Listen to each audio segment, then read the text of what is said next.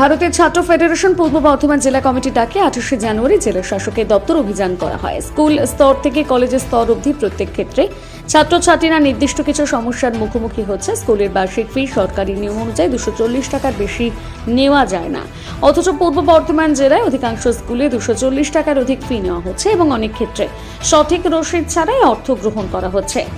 Composite গ্রান্টের বরাদ্দ অর্থ এই বছরের বেশ সময় ধরে বকেয়া পড়ে রয়েছে। স্কুলের সঠিক পরিকাঠামো, ছাত্র অনুপাতে পর্যাপ্ত শিক্ষকের অভাবে স্কুলগুলো উঠে যেতে বসেছে। সাব ডিভিশনের জেনারেল ডিগ্রি কলেজগুলোর মেয়াদ উত্তীর্ণ ছাত্র সংসদ অবৈধভাবে কলেজের বিভিন্ন কাজ পরিচালনা করছে। তাদের পরিচালিত বিভিন্ন অনুষ্ঠানে কলেজ কর্তৃপক্ষের তরফ থেকে অর্থ বরাদ্দ করা হচ্ছে।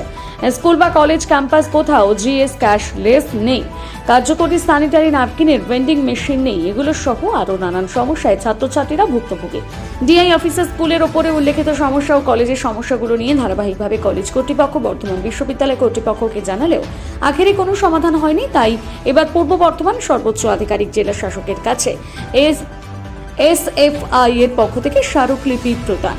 মূলত ক্যাম্পাসে গণতান্ত্রিক উপায়ে ছাত্র সংসদ নির্বাচন, স্কুলের বর্ধিত ফি ফেরত, বকেয়া কম্পোজিট গ্রান্ট প্রদান এবং বরাদ্দ বৃদ্ধি, স্কুলে পর্যাপ্ত শিক্ষক নিয়োগ, প্রতিটি ক্যাম্পাসে জিএস ক্যাশ গঠনের দাবি নিয়ে অভিযান করা হয় এবং জেলা শাসককে ডেপুটেশন দেওয়া হয়।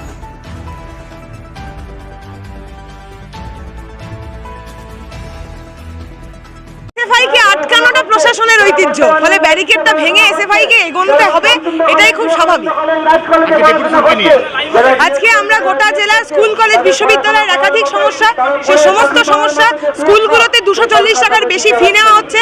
আমরা 27শে নভেম্বর ডিআই অফিসে গিয়ে বলেছিলাম যেন নতুন শিক্ষাবর্ষে না নেওয়া হয়, কিন্তু সেই একই কাজ হলো, নতুন শিক্ষাবর্ষে ফি নেওয়া হলো। সেই সমস্ত বর্ধিত ফি ফেরতের দাবিতে, স্কুলগুলোতে কম্পোজিট গ্রান্টের টাকার দাবিতে, কলেজ, বিশ্ববিদ্যালয় ছাত্র সংসদ নির্বাচন 2017 সালের পর হয়নি, নতুন করে ছাত্র সংসদ নির্বাচন করাতে হবে। ক্যাম্পাসের ভেতরে যারা তৃণমূল ছাত্র পরিষদ ইউনিয়নের নাম করে মাতব্বরি করে, তাদের সেই মাতব্বরি দায়িত্ব নিয়ে বন্ধ করাতে হবে প্রশাসনকে, এবং নিরাপত্তার স্বার্থে জিএস ক্যাসেল বসাতে হবে। আমরা প্রশাসনকে বলবো, প্রশাসন যতদিন না বন্ধ করে ততদিন আমরা থামবো না।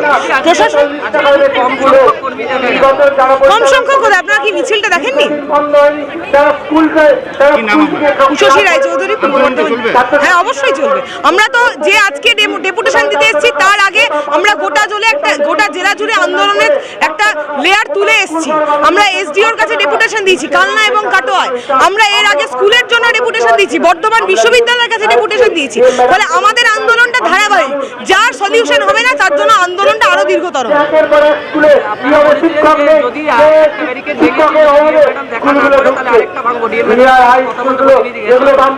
হ্যাঁ, উনি নির্ধারিত সময়ের আগেই ডেকে পাঠিয়েছেন, ফলে উনি একটা ব্যারিকেড ভাঙার পর আমাদের মেজাজ ওনাকে ভয় পাইয়েছে, উনি দ্বিতীয় ব্যারিকেড ভাঙতে দেওয়ার সুযোগটা দেননি। ফলে উনি দেখা করেছেন, ওনার সঙ্গে আমরা কথা বলতে এসেছি। উনি যদি কথা বলে সলিউশনে আসেন, তাহলে আমাদের অপ্রয়োজনে ব্যারিকেড ভাঙার প্রয়োজন। উষসী রায়চৌধুরী, এসএফআই পূর্ব বর্ধমান জেলা কমিটির সম্পাদক।